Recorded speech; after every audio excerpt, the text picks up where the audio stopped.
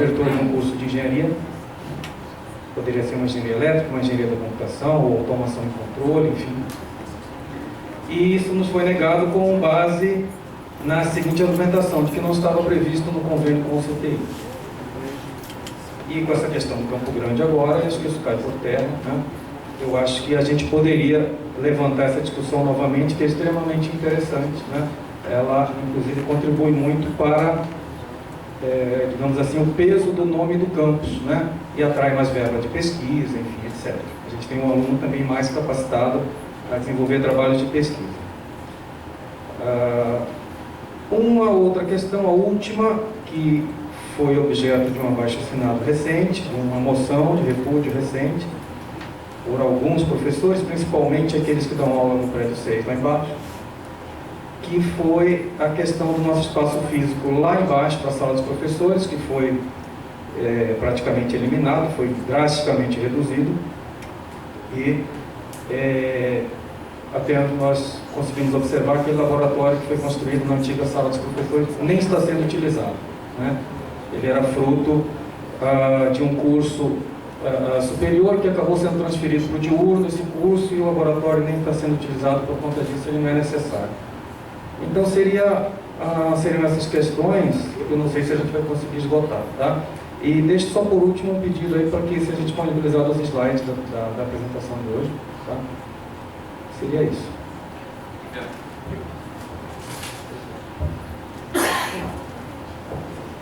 Boa tarde.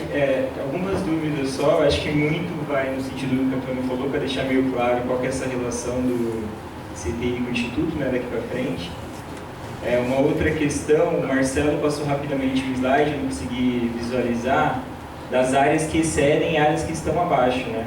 Não sei se pode ser loucura minha, mas eu acho que a gente deveria trabalhar na perspectiva de ter um equilíbrio.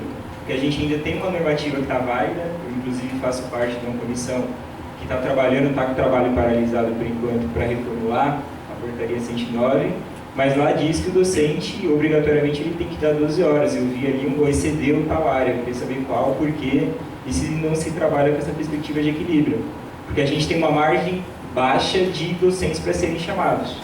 Eu faço parte de uma área onde a gente tem um docente para cada disciplina. Eu não vejo ninguém discutir uma perspectiva de futuro, né, que atende a todos os cursos. A gente trabalha em boa parte dos cursos que a gente tem aqui, que é a área de humanidades. Eu não vejo isso ser discutido. Quando vai ser chamado mais alguém de humanas? Porque eu, enquanto existir a 109, eu sou obrigado a dar 12 horas. Então eu não posso fazer parte daquele excedente. Eu espero que eu não esteja fazendo parte. A outra questão, acho que a gente está em dois caminhos distintos, né? A gente tem que olhar muito para a questão do orçamento, né?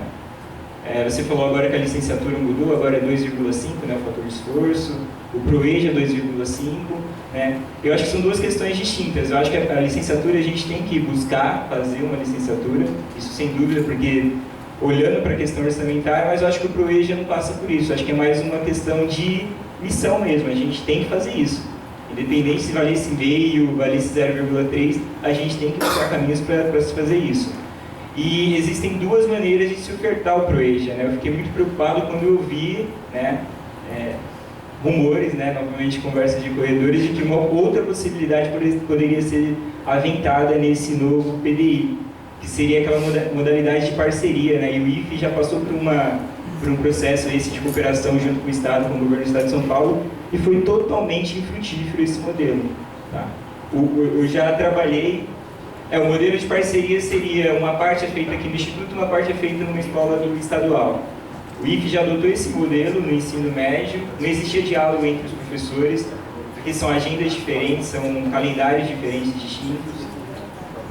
O aluno ele não se sentia parte do Instituto, porque ele estava só um período lá, ele tinha que estar em duas escolas. Eu penso um ProEja, um cara que trabalha o dia inteiro, tem que estar correndo em duas escolas para fazer um curso, é meio difícil. Então me preocupa muito quando eu vi essa outra possibilidade de ser aventada. Eu acho que a gente tem que priorizar o público, não o nosso. Para nós até pode ser mais interessante ofertar uma lá e outra cá, menos trabalho, mas a gente tem que pensar muito mais no público do que nos nossos interesses pessoais. E eu acho que é importante a gente pautar tanto o ProEja quanto uma licenciatura. A licenciatura é pela questão do valor, né? Eu acho que é importante. A gente pode até pensar em reformular aquela ideia dos cursos de especialização. talvez transformá-los em uma licenciatura, acho que é uma possibilidade, até uma proposta, e o ProRede acho que tem que ser prioridade, independente dos nossos interesses particulares aqui enquanto servidores, tem que pensar no público, tá?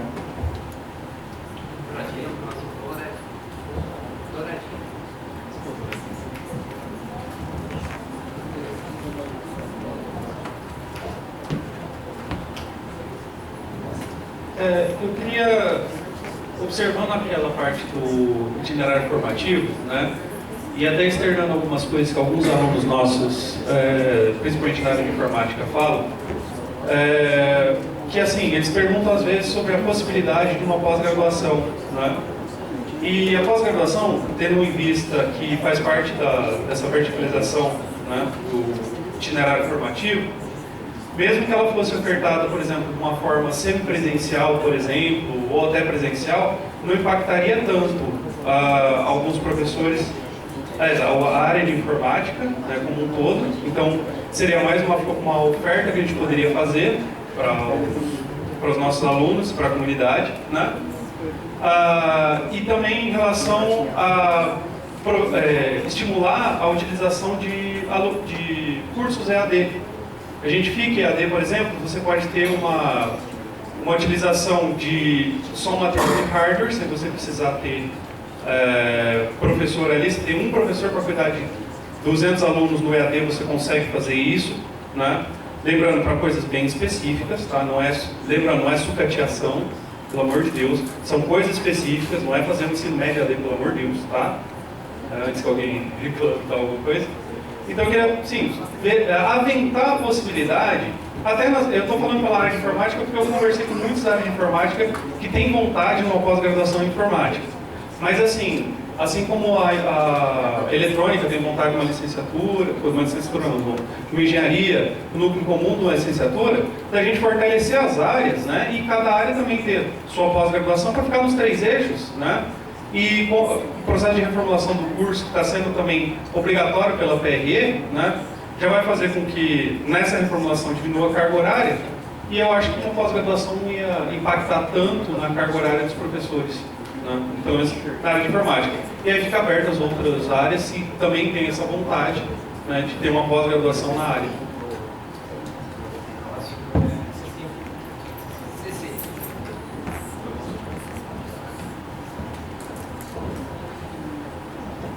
Na verdade, o meu é mais uma dúvida, porque se falou aí que para essas novas propostas precisa da reformulação de curso.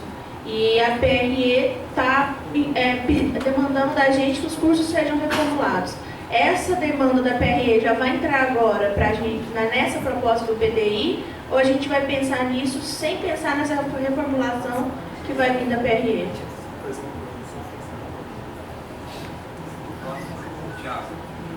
A minha era mesmo douradinha. A minha também.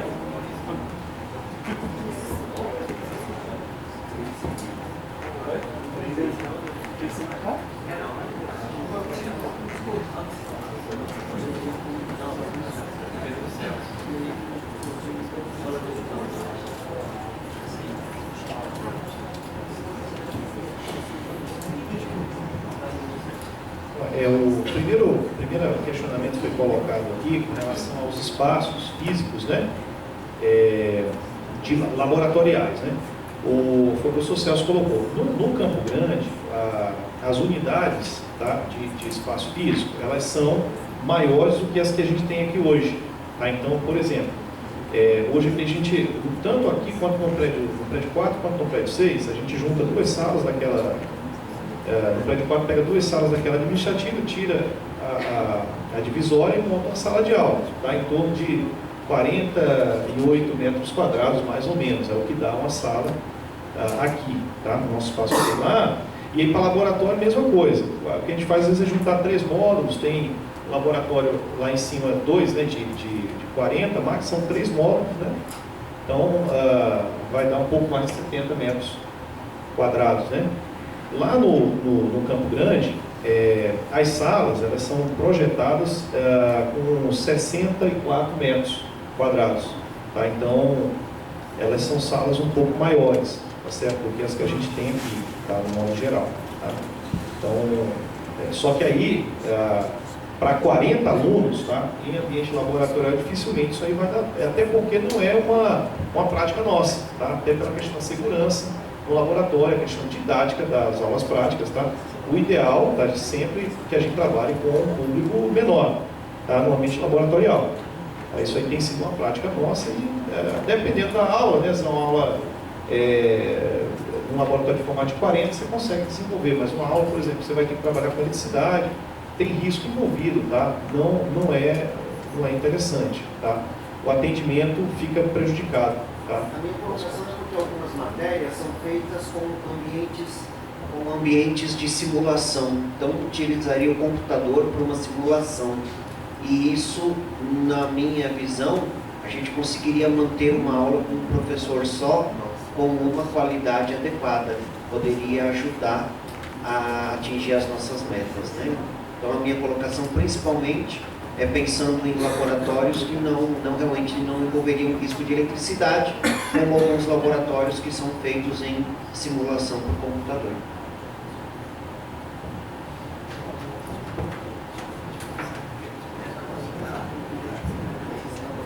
A próxima, depois respondendo a primeira pergunta do professor Antônio, ele perguntou sobre como foi a divulgação, certo? Dessa audiência. Bom, o que acontece? A divulgação, nós recebemos uma orientação da Comissão Central da forma que nós devemos divulgar, né? O que ocorre é que tem uma portaria, né? Se eu me recordo, o número 1091, alguma coisa assim. Era uma portaria antiga, né, que ela foi concebida no momento de expansão dos campos, né, de criação de novos campos, né? Então essa portaria rege especificamente isso. Então a comissão central orientou as comissões locais a seguir essa portaria no que couber, tá? Algumas coisas não cabem. Por exemplo, divulgar em jornais de grande simulação, de circulação, de divulgar, convidar prefeito, esse tipo de coisa. Então, a orientação que foi dada é para seguir no que couber, o que for pertinente a esse momento que é de audiência pública com relação ao PDI e não de criação de um novo campus, tá? E a divulgação foi feita, isso a gente fez, foi respeitar os 10 dias que exige da divulgação do evento previamente, né? Jogando no site e também por e-mail reforçando, tá?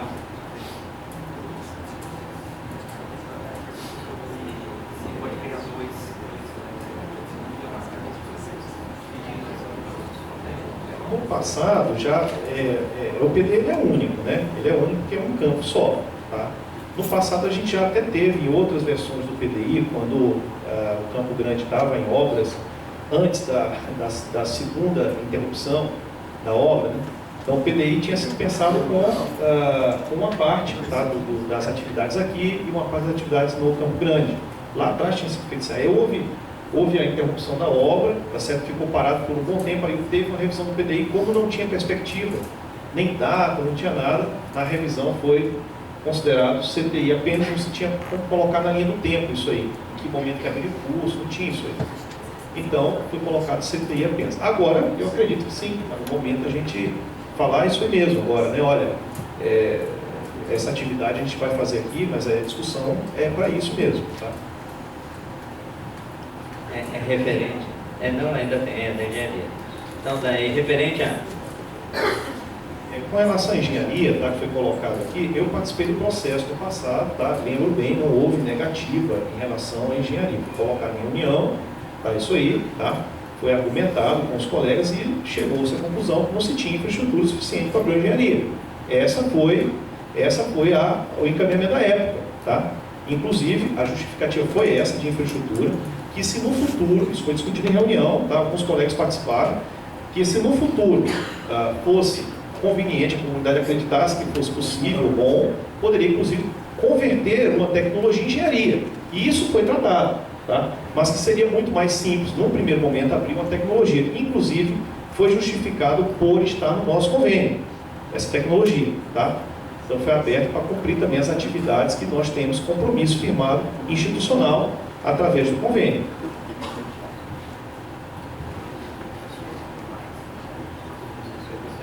Então, referente ao espaço físico, né, referente ao prédio 6, acredito que como aqui a gente está discutindo plano de oferta de curso, né, cabe, é uma outra pauta para uma outra reunião.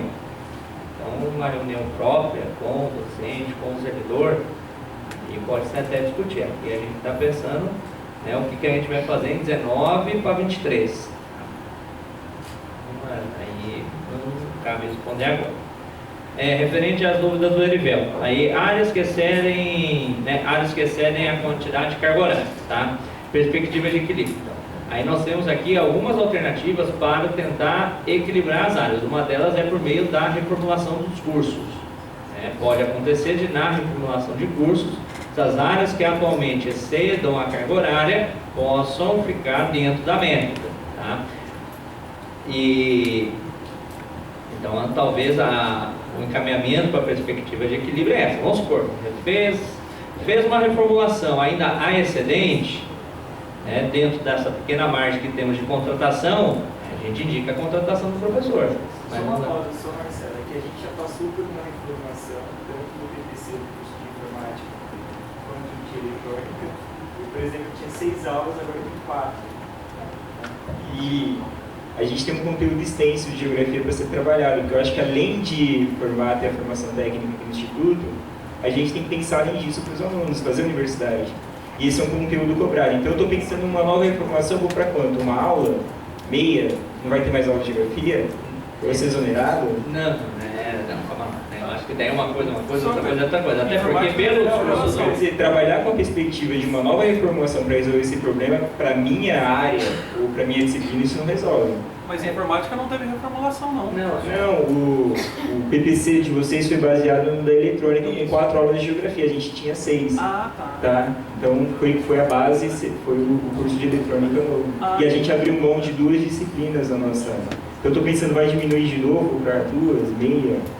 Gente, eu acho super pertinente a colocação do Erivel, no sentido de, assim, a gente não pode deixar também a questão orçamentária pautar toda a nossa discussão, tá certo? Acho que isso aí tem que ter clareza. A educação, a questão orçamentária é importante, é um fator, não pode ser desprezado, isso é importante, tá? Não podemos desprezar, mas também não pode ser a tônica da discussão, tá? Eu vou fazer meu planejamento todo olhando só para o orçamento, isso não cabe, tá? Numa escola, tá? Não cabe. Então, nesse sentido, as reformulações, elas acontecem normalmente, tá? Sempre, é normal os cursos serem reformulados, mas isso sempre acontece, tá? Eu acho que o professor Marcelo está colocando é que após a reformulação, ele vai recalcular isso aí. Tá? Então, ele tem uma planilha com a projeção no tempo, isso aí foi feito, tá?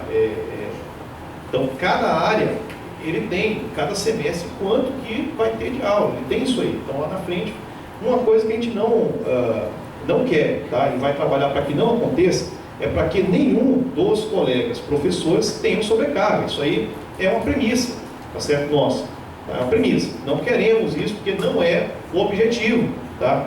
Nosso, é que o professor tenha condição tanto de dar suas aulas, quanto se ele tiver propensão a isso, desenvolver extensão, caso não seja pesquisa, faça pesquisa, tá certo?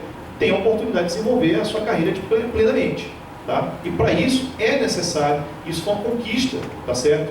Que nós tivemos, tá? No passado recente, e não podemos abrir mão disso, assim, de qualquer forma, né? Agora também, precisa entender que existe um contexto institucional, tá? Tem um contexto institucional, tá, envolvido. E nesse momento a gente precisa sentar para tentar realinhar, tá? Algumas diretrizes nossas. Às vezes a gente precisa abrir mão um pouco de alguma coisa, tá? O colega também abre um pouco, então a gente vai alcançando os objetivos juntos, tá? Institucionais, mas de forma que não fique desconfortável para ninguém, tá? Para que todos possam desenvolver as suas atividades, tá bom?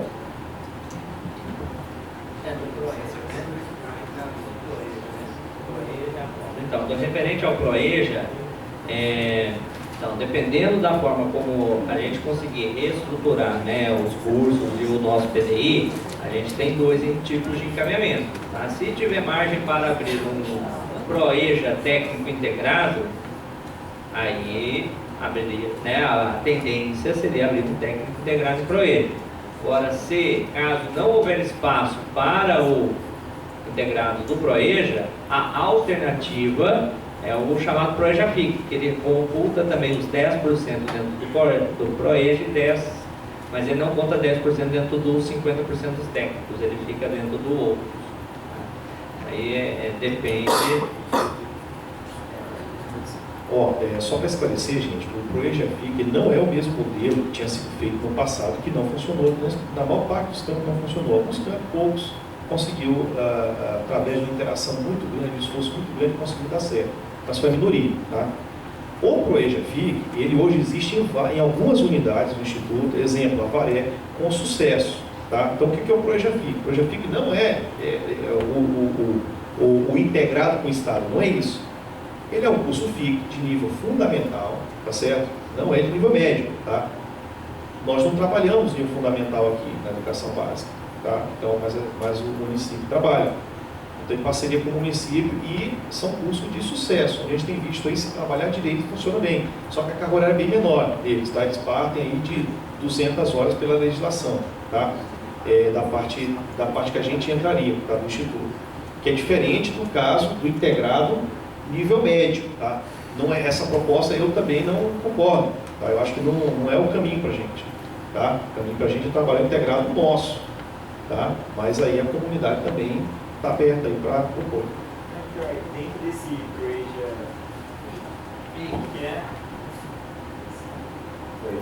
dentro do ProEJAFIC, você falou da questão da parceria com a prefeitura. E essa parceria depende da prefeitura. Quem garante que essa parceria vai ser, né? Quem garantir? Tem, porque 4 de 4 anos vai ter que ir lá brigando. Sem dúvida. E o público, que é o principal, fica à mercê dessa negociação. Quando a gente oferta, a gente consegue garantir. A gente se mata aqui dentro, se readequa, mas a gente consegue garantir isso daí. Mas dá para depender da prefeitura. De qualquer maneira, assim, quando é ofertado, tem que ter um convênio, tá certo? Com alguns anos. Não dá para você fazer um convênio de um ano. Como que a gente tem aqui hoje com o CTI, né?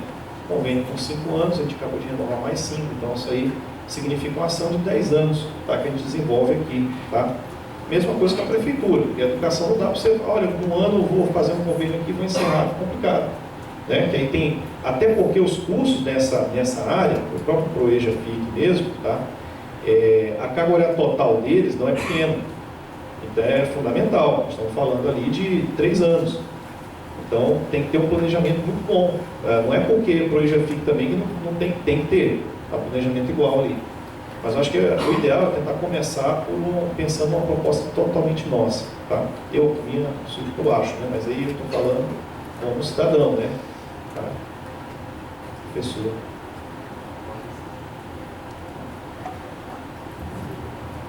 Aí a última era pós e licenciatura, né? Porque assim, né, por mais que as pós-graduações elas tenham carga horária mínima de 360 horas, para você abrir uma licenciatura, você precisaria de 2.400 horas. Então, nem se você, às vezes, extinguisse elas, por uma proposta, né, você teria o espaço suficiente para colocar, porque numa... 2.200? 3.200, né? Porque eles são em 4 anos, né? É isso mesmo, 3.200. Então você não teria condições, entendeu? Você troca um curso de 3.200, né? Então você não teria como trocar os 3.200, mesmo acabando com as pós. Aí sim, ela rende mais, mas aí você precisa, para abrir uma licenciatura, de professores, ampliação de professores, né? A gente fez um estudo preliminar pensando numa oferta de licenciatura. Para ofertar uma licenciatura, a gente teria que dobrar a humanidade, teria que dobrar linguagens, teria que contratar pedagogos, e aí isso excederia o teto dos 70. Tá? Então, mais ou menos por aí que se dá essa questão.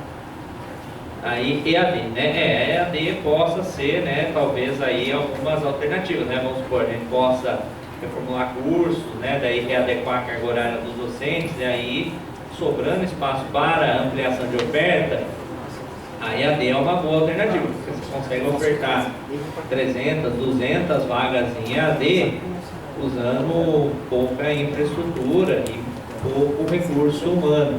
Sendo que o aluno EAD conta 80%, mas aí o presencial você abre 40 vagas. O EAD você pode abrir, como abriu agora um Pedagogia EAD no INPESP, 500 vagas. Possa ser uma alternativa. E aí a dúvida da Cecília é sobre reformulação de curso, né? Então, realmente, tem uma proposta de reformulação de curso, uma metodologia de proposta de reformulação de curso pela Pró-Reitoria de Ensino.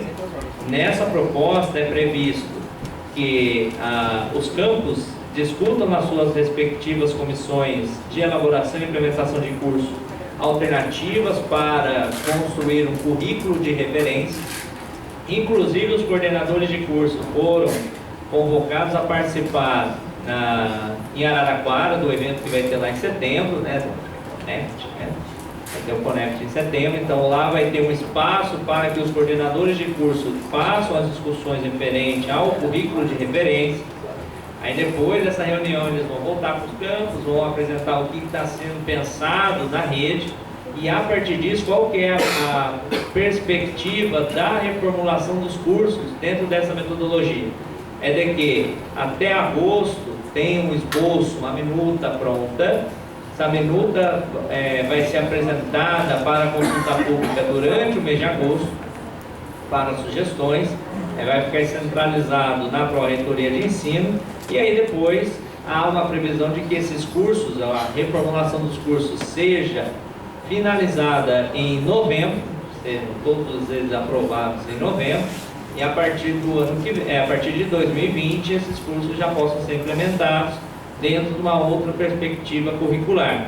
Então já contemplando o PDI que nós estamos discutindo, né? Por exemplo, uma das ações que é pensar a reformulação de cursos, ela vai ocorrer, ela vai acontecer até o final desse ano, vai aprofundar no ano que vem e vai consolidar no final do ano que vem para que em 2020 a gente já possa ter os nossos cursos reformulados e implementando as novas grades curriculares de acordo, perante as diretrizes ou mais próximo possível das diretrizes estabelecidas. Bom, ainda nós temos mais uns 15 minutos. Alguém tem mais alguma dúvida? O Evandro, Antônio, Peraí. Vai lá. Tá, então vai lá. Evandro, Érica, Antônio, aí. Helena, Bianca, Noemi, Elaine, Spinella. Tá, então, nossa gente, já que são muitas pessoas, vamos pedir para que seja mais sucinto, mais breve. Além de ser sucinto, a gente só combinar com vocês, gente, eu mesmo sendo sucinto, acredito que passa um pouquinho das 18, tudo bem com vocês? A gente entender aqui, a gente começou um pouquinho depois, né? Uns 15 minutinhos depois. Tem reunião, Iberval, tem convocação para reunião às 18. Tem reunião, tem que fechar às 18. Tá. Então fechou nessa. Fechou. Nilton também? Nilton.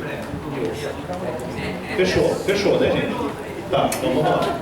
Sequência, Rodrigo, por favor. Érica.